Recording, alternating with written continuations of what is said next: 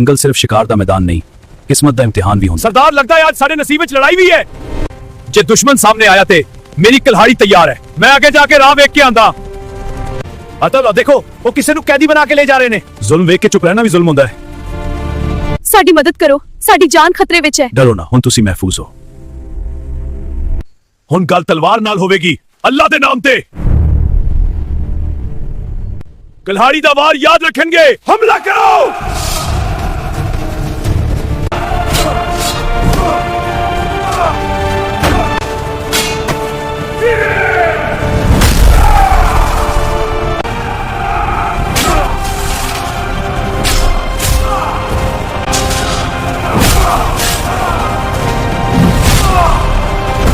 जंग का मैदान चल रहा है, सामने हलवा जाओ, हमला करो। गिरफ्तार भी।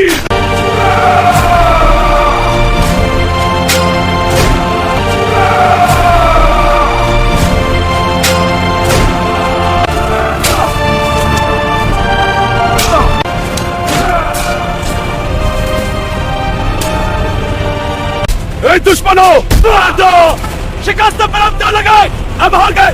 अल्लाह अकबर, फतेह मिल गई। हाथ तेज करो, इन्हें रस्सों से चकड़ो, इन्हें मजबूती लगो। जब तुसी हार गए हो वामसी इन्हें काफिरां नूं रस्सियां नाल कस के बंध दियो।